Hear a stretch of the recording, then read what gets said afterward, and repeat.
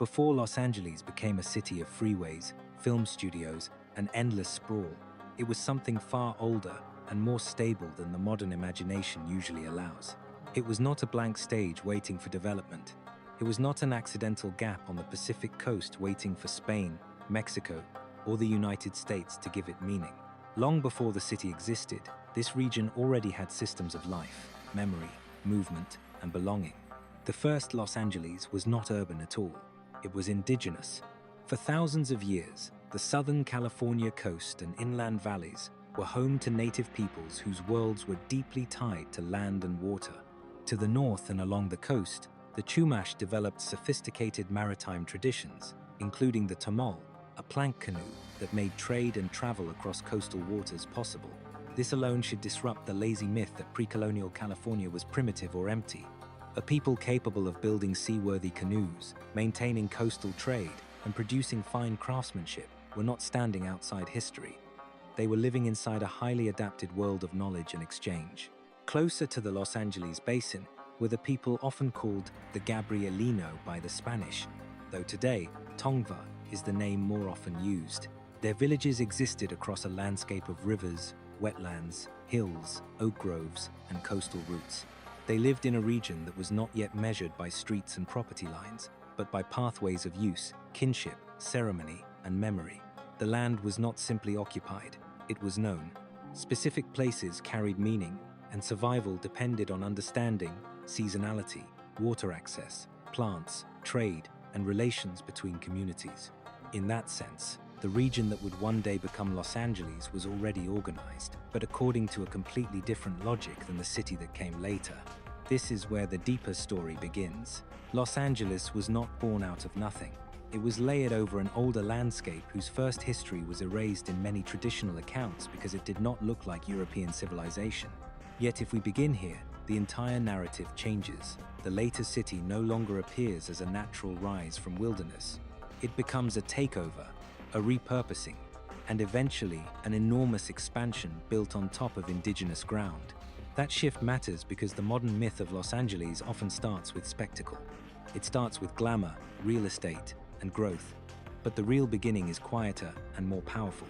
It lies in villages near rivers and coastlines, in maritime skill, in craft traditions, in the rhythms of a place where human life had already adjusted itself to a demanding but livable environment. This land had balance before it had boulevards. And that is the first key to understanding Los Angeles. Before the city became famous for how far it stretched, the land already had limits, meanings, and inhabitants.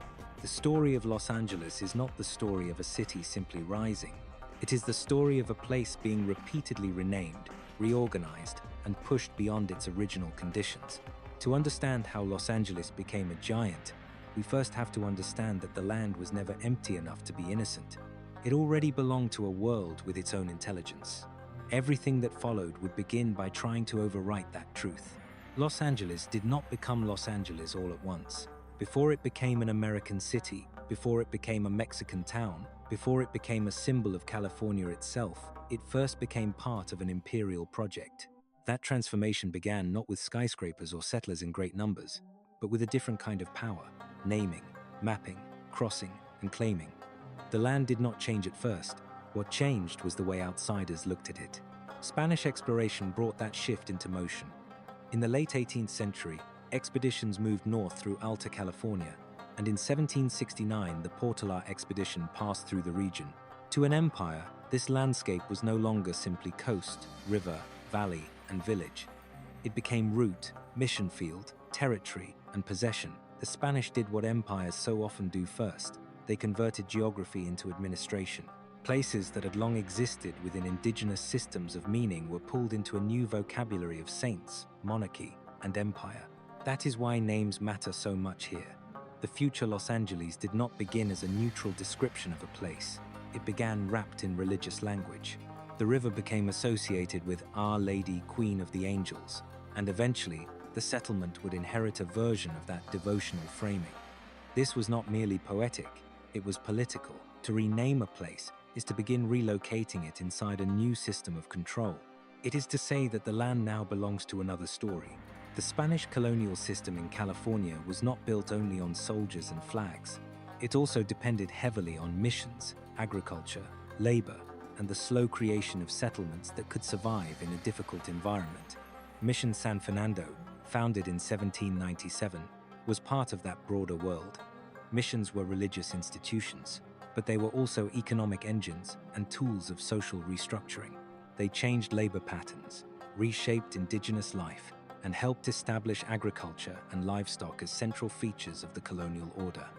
In this new arrangement, land was no longer simply lived with. It was categorized, cultivated, and governed. Then there was water. Even at this early stage, Los Angeles was already becoming a city shaped by the need to move and manage water. The Zaña Madre, the mother ditch, was one of the earliest water systems created to sustain the settlement. This detail is more important than it may first appear. It reveals that the future Los Angeles was never going to be a city that grew effortlessly from its natural surroundings. From the beginning, it required intervention. It needed channels, management, and officials like the Zanjero to make life possible in a semi-arid environment. The city's later obsession with water did not appear suddenly in the 20th century. It was there in embryo from the start. So this was the second version of Los Angeles. Not yet the giant metropolis, but a place pulled into an imperial design. Spain introduced new lines across the land, religious lines, legal lines, agricultural lines, and hydrological lines. The region was being transformed from lived indigenous space into a colonial landscape. That is what makes this stage so important. It is the moment when Los Angeles begins to be stretched beyond its original meanings. The city is still far away, but the logic that will produce it is already visible. Empire has arrived, and with it comes the belief that land can be renamed, reordered, and made to serve ambitions larger than itself. Los Angeles begins here, not as a city of dreams, but as a place where power first learned how to redraw the map. If Spanish rule introduced the first colonial structure to the Los Angeles region, the Mexican period and the transfer to American control changed the meaning of land even more dramatically. This was not simply a passing political adjustment. It was a deep transition in ownership, identity, and legal order. Los Angeles was still small, still provincial in many ways, but the forces shaping its future were becoming sharper. The land was beginning to change hands faster than it could hold on to any single version of itself. When Mexico won independence from Spain in 1821, Alta California became part of a new nation. For Los Angeles, this meant the old imperial framework shifted. Spanish religious authority weakened, and the mission system gradually lost some of its central dominance. In its place, rancho culture rose in importance. Large land grants, cattle economy, horsemanship, rural prestige, and local elite families all became central to the social character of the region. This was a different world from the mission frontier. It was more secular, more ranch-based, and in some ways more distinctly Californio. A culture of landholding and agricultural production shaped daily life, and Los Angeles became a modest but meaningful center within that regional order. But the rancho world, however vivid, was not stable enough to last untouched. It existed in a broader continent, already being pulled into the expansion of the United States. The Mexican-American War made that reality impossible to ignore. Southern California became contested space, and the Battle of Rio San Gabriel in 1847 was one of the key military moments in the campaign for control of the region. The Treaty of Cahuenga followed, helping end organized resistance in California and clearing the way for US domination. What had once been mission territory under Spain, then ranch country under Mexico, was now becoming part of an American project.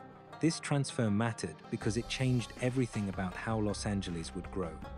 Under U.S. control, law, citizenship, land rights, and commercial expectations all shifted. Former residents of Mexican California were pulled into a new legal system. Whether they wanted that or not, property claims became vulnerable, political power moved, cultural hierarchies rearranged themselves. The region did not simply receive a new flag.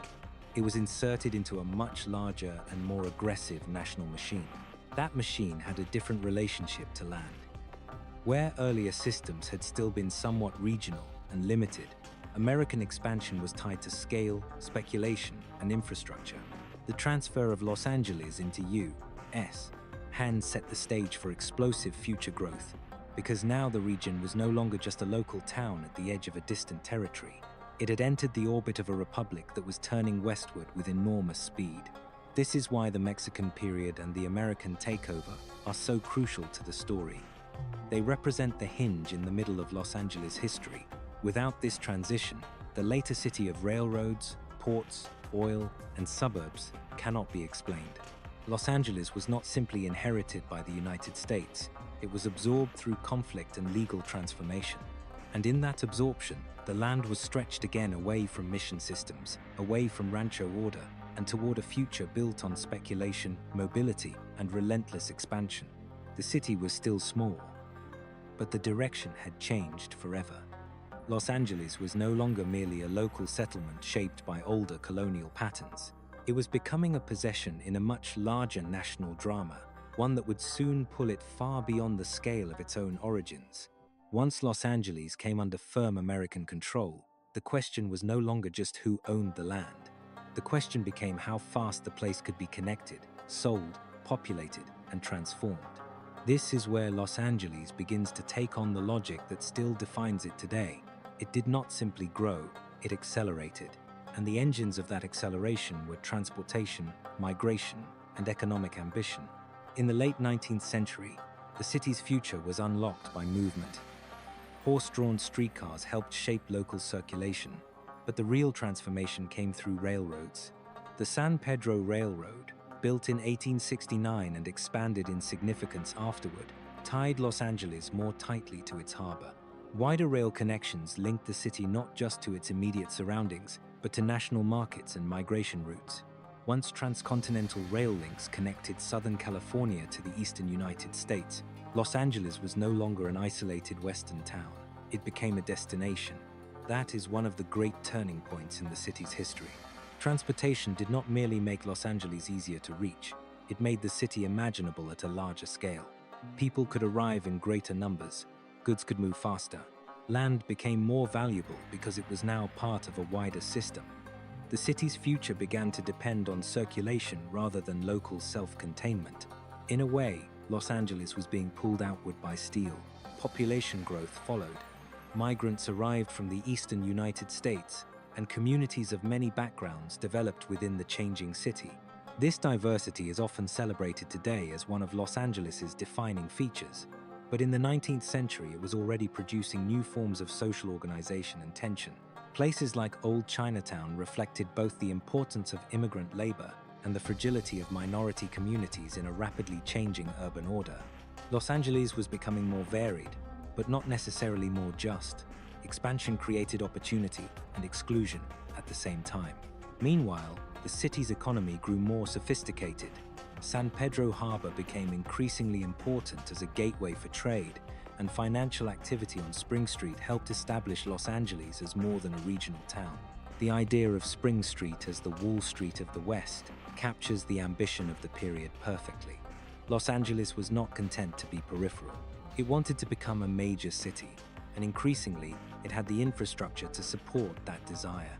What is striking about this stage is how quickly urban growth began to detach Los Angeles from its earlier forms. The old rancho landscape gave way to grids, speculation, transport corridors, commercial districts, and increasingly urban assumptions about land. The city was no longer only a site of settlement. It was becoming a machine for expansion. And yet, that machine had consequences. Rapid growth meant inequality, displacement, ethnic tension, and fragile urban systems struggling to keep pace with ambition. Los Angeles was gaining size, but also complexity. The city that would later be associated with openness and possibility was already showing the strains of speed. This is the fourth version of Los Angeles. The city pulled into being by rails, harbor links, migrants, and finance. It was no longer just an inherited settlement from older empires. It was now an American growth city, expanding because infrastructure had made expansion possible. The dry land had not changed, but the human systems around it had become fast enough, forceful enough, and connected enough to begin building a metropolis where none should have existed so easily. Los Angeles was learning to outrun its own geography. If railroads and ports made Los Angeles grow, water and oil made that growth sustainable at a massive scale. This is the part of the story where the city's mythology has to give way to hard material truth. Los Angeles did not become enormous because it was naturally suited to become enormous. It became enormous because people found ways to force resources into place. Beneath the glamour of Southern California lay two brutal facts. The city needed fuel, and it needed water. Oil helped transform Los Angeles into a modern industrial city. The discovery of oil in the 1890s and the growth of drilling in and around the region created wealth, jobs, and a new relationship to land. Southern California was no longer only a site of sunshine, agriculture, and expansion. It was also an extraction zone. Wells, derricks, and industrial growth pushed the city into a new economic era. The landscape itself became productive in another way. Underground energy could now be converted into urban growth. Oil also fed a broader culture of mobility. Los Angeles would become synonymous with the automobile, and while car culture cannot be reduced to oil alone, petroleum wealth and petroleum infrastructure helped prepare the ground for the city's future dependence on driving. The wide, spread-out, asphalt-heavy Los Angeles of the 20th century was rooted partly in this energy regime. The city was becoming not only bigger, but more mobile and more dispersed. But even more decisive than oil was water. Without imported water, Los Angeles could never have become the metropolis it is now. The Los Angeles Aqueduct, completed in 1913 under the leadership of William Mulholland, was one of the most consequential engineering projects in the city's history. It brought water from far beyond the basin itself, effectively allowing Los Angeles to outgrow its local environmental limits. This was the true act of urban stretching. The city could now sustain far more people, more neighborhoods, more industry, and more future than its natural water supply would ever have allowed. That is why water is the hidden protagonist of Los Angeles history. The city's image is built on light, palm trees, and possibility, but its actual survival depends on hydraulic power and long-distance control. Water had to be brought in, directed, managed, and defended. In this sense, Los Angeles was not merely a city that developed, it was engineered against the grain of its own geography. This stage reveals the deeper logic of Los Angeles better than almost any other. It is a city of deliberate overreach. It did not accept the limits of climate and terrain. It imported what it lacked and used that imported abundance to keep expanding. Oil-powered modernity. Water made scale possible. So this was the fifth Los Angeles. A place no longer just growing through connection, but through extraction and control. Beneath the dream of California freedom was a system of pipes, pumps, energy, and environmental conquest. The city was becoming truly immense, but only because it had learned how to bend natural conditions to urban desire. And that may be the most revealing truth of all. Los Angeles is often portrayed as spontaneous and easy, a place where life simply unfolds in sunshine. In reality, it is one of the most constructed cities on Earth. Its greatness is inseparable from the systems that made the impossible livable. Once Los Angeles had the infrastructure to survive and expand, it began producing something even more powerful than growth: image. This is the stage where the city becomes not just a place on a map, but an idea projected across the world. Hollywood, aviation, freeways, and modern urban sprawl turned Los Angeles into a symbol. But the same forces that made it dazzling also made it fragile. The dream could always crack. Hollywood was central to that transformation. As the film industry concentrated in Southern California, Los Angeles became the capital of visual fantasy. The Hollywoodland sign, the rise of major studios like Paramount, and the broader machinery of cinema helped turn the city into a global source of myth. Los Angeles was no longer simply growing in population or wealth. It was growing in symbolic power. It exported aspiration. It taught the world how to imagine fame, youth, reinvention, and California itself. That matters historically because it changed the city's function. Los Angeles was no longer only a port city, an oil city, or a water-engineered city. It became a dream factory. It manufactured narratives about freedom, glamour, and possibility even as its real urban form grew more fragmented and unequal underneath. The city learned how to present itself as effortless while depending on vast systems of labor, capital, and infrastructure. Aviation and freeways intensified that new identity. Airports connected Los Angeles to national and international movement, while the freeway system reorganized the metropolis into a sprawling automotive landscape. Unlike older dense cities shaped around walking or rail, modern Los Angeles became a city of distance. Neighborhoods spread outward, mobility became mandatory. The city looked infinite not because it was naturally unified, but because roads had stitched its fragments together. Architecturally and culturally, Los Angeles also retained traces of its older layers. Spanish Revival and Baroque influences remained visible, reminding the city that even its modern image rested on older colonial and religious histories. In that sense, Los Angeles never fully became one thing. It remained a stack of eras held together by motion. Then came the fractures. Social unrest in 1965 and again in 1992 shattered the fantasy that Los Angeles was simply sunshine and success. These moments exposed racial inequality, police violence, economic resentment, and the deep instability hidden beneath the city's polished image. They revealed that the dream had a cost, and that not everyone had access to it in the same way. Los Angeles had become a global metropolis, yes, but also a city where the pressures of class, race, and spatial inequality could erupt with extraordinary force. And still, it kept evolving.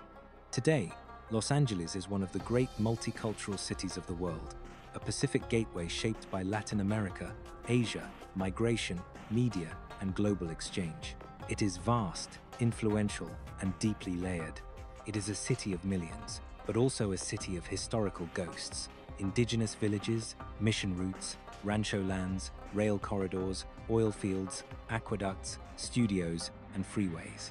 So this is the final version of Los Angeles in the story so far.